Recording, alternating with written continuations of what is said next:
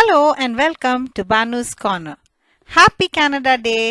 ஆமாங்க, இன்னைக்கு July 1st கனடாவோட birthday. இன்னைக்கு ஒரு நேஷனல் ஹாலிடே. மக்கள் எல்லாரும் ஃபேமிலி ஃப்ரெண்ட்ஸோட பிக்னிக், பார்பக்யூ, ஃபயர் ஒர்க்ஸ்னு கொண்டாடுவாங்க. இப்போ இந்த டைம்ல சாதாரணமாக மக்கள் கார்னிவல், ஃபெஸ்டிவல், செலிப்ரேஷன்ஸுக்கு போவாங்க. அப்போ அங்கெல்லாம் பீவர் டெயில்னு ஒரு விதமான ஃப்ரைட் டோனட் மாதிரி மக்கள் வாங்கி சாப்பிட்றத பார்க்கலாம்.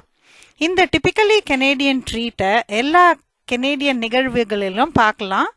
அதை தான் இன்னைக்கு நான் பண்ண போகிறேன். அதுக்கு தேவையான இன்க்ரீடியன்ட்ஸ் என்னன்னு இப்போ பார்க்கலாம். இன்க்ரீடியன்ட்ஸ் மட்டும் சொல்கிறேன், குவான்டிட்டியை டிஸ்கிரிப்ஷன் பாக்ஸில் பாருங்கள்.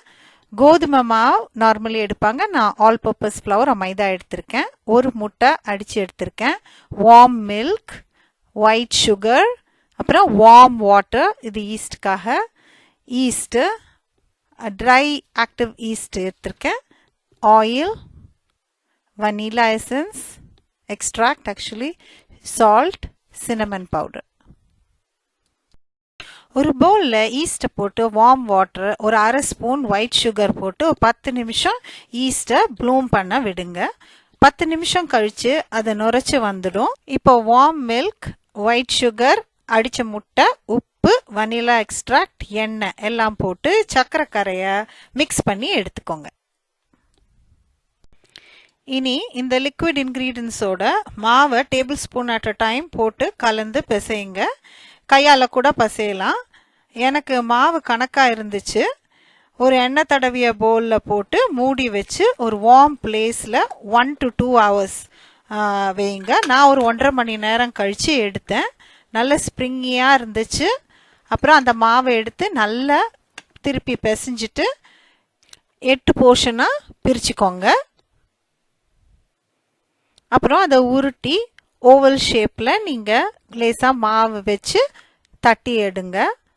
பீவர் டெயில் மாதிரி ஓவலாக லாங்காக பண்ணிடுங்க. 8 பீஸ் வந்தது. நீங்கள் அதை ஒரு ட்ரேயில் வச்சு மூடி வச்சிடுங்க.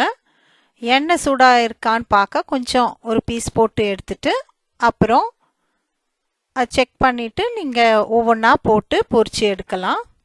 ஒரு பரந்த அகலமான பாத்திரத்தில் வைங்க. ஸோ தட் அது லாங்காக இருக்கும் இல்லையா, சின்ன கடாயில் வராது. கொஞ்சம் அகலமாக இருக்கிற கடாயில் போட்டு நல்லா கோல்டன் ப்ரௌனாக அந்த சுகர் இருக்கிற சுகர் வந்து கேரமலைஸ் ஆகி கோல்டன் ப்ரௌன் ஆனோன்னு அந்த எடுத்துடலாம்.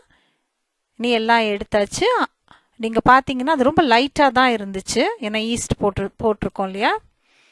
அதுக்கப்புறம் சின்னமன் சுகரையும் மிக்ஸ் பண்ணி விட்டுட்டு பட்டர் போட்டு நீங்கள் அதை கோட் பண்ணிவிட்டு நம்ம வந்து இது போட்டுடலாம். அந்த சுகர் சின்னமன் அது மேலே ஒட்டுற மாதிரி போட்டு ட்ரை பண்ணுங்கள். சூப்பராக ஹாட்டாக இருந்தது. என் பையன் சொன்னான், மம்மி இட்ஸ் ஜஸ்ட் லைக் இந்த கார்னிவல்னு. வேறு டாப்பிங்ஸ் கூட நீங்கள் போட்டுக்கலாம். சின்னமன் சுகர் மிக்ஸ், இல்லைன்னா விப்பிங் க்ரீம் வித் ஸ்ட்ராபெரிஸ், அப்புறம் peanut butter with sliced banana போட்டுக்கலாம். அப்புறம் typically Canadian maple syrup use பண்ணலாம், இல்லைனா ஹனி யூஸ் பண்ணலாம், பட்டர் போட்டுக்கலாம், ஜாம் போட்டுக்கலாம். Please subscribe to Banu's corner. அடுத்த வீடியோவில் சந்திக்கலாம்.